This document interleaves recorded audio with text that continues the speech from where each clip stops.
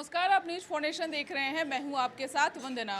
चैत्र नवरात्र का आज तीसरा दिन है और आज माता चंद्रघंटा की पूजा की जाती है। बता दें कि विशेष तौर पर मंदिरों में भगवान की पूजा अर्चना के लिए विशेष तैयारियां हैं। वैसे श्रद्धालु जो घर पर माता रानी की आराधना कर रहे हैं, पूजा अर्चना कर रहे हैं, वैसे लोगों के लिए क्या कुछ नियम पूर्वक पालन करना है, क्या कुछ संयम रखना है, इन सब चीज़ों को जानने के लिए अभी हम पहुंच गए हैं माता सिद्धेश्वरी ज्वाला मंदिर, सिद्धिदात्री ज्वाला मंदिर में।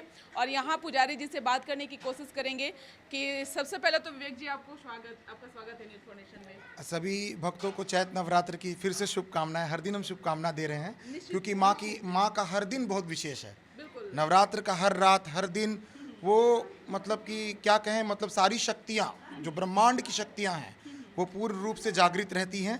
इसलिए ये नवरात्र अपने में अति विशेष है।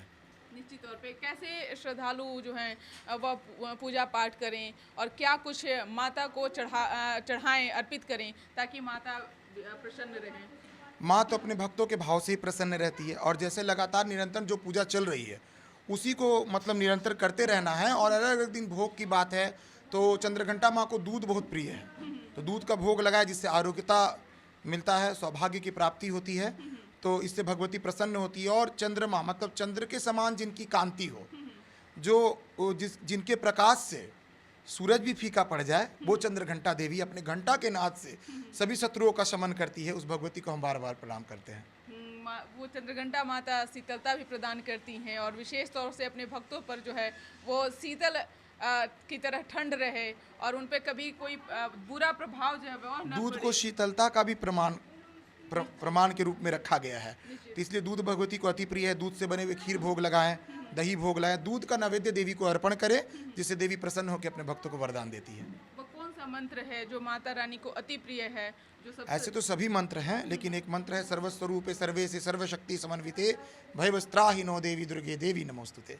माता सिद्धिदात्री ज्वाला मंदिर में जो विशेष तैयारियां नवरात्र को लेकर चल रहा है, जिस तरह से आप माता रानी को स्वरूप दे रहे हैं, अलग अलग भिन्न भिन्न रूपों में जो है माता रानी को आप साज सजा हो, सब कुछ अलग अलग रूप देखने को मिलता है, इसके पीछे का क्या कुछ ही रहता है?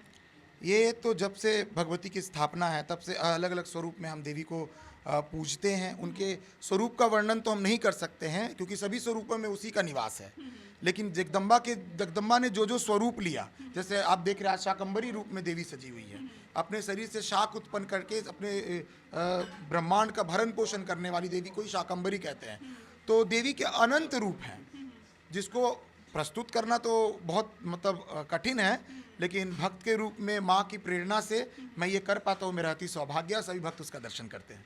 आज क्या कुछ कामना मन में है, खास तौर से पूरे बिहार वासियों के लिए, पूरे बिहार वासियों, पूरे देशवासियों को माँ भगवती आरोग्यता प्रदान करे, सभी जीवन में आगे बढ़े और अच्छा बनने की कोशिश करे। मन की शुद्धता ही सबसे बड़ी चीज़ है। मन शुद्ध है तो भगवती की कृपा हमेशा बनी रहेगी।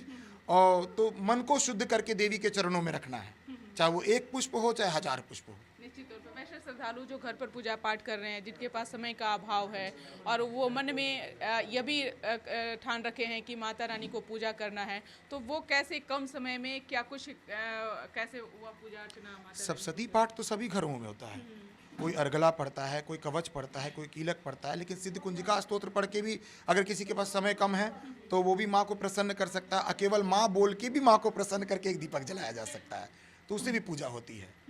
माँ मंत्र नहीं, माँ भाव की भूखी है, भाव के बाद मंत्र आगे आता है। निश्चित तौर पे बहुत बहुत शुक्रिया बात करने के लिए। तो आप सुन रहे थे क्या कुछ कहना था माता सिद्धिदात्री ज्वाला मंदिर के पुजारी विवेक जी का।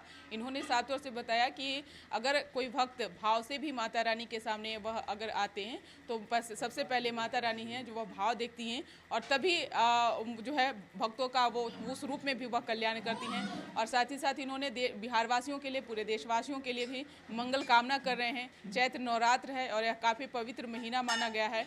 वैसे तो विशेष तौर पर मंदिरों में पूजा की ही जाती है, लेकिन घर में भी श्रद्धालु जो है माता रानी की पूजा आराधना कर रहे हैं। उन लोगों के लिए भी उन्होंने काफ़ी विधि विधान बताया है। उम्मीद करते हैं कि आपकी इनकी बातों से ज़रूर लाभ पहुंचेगा।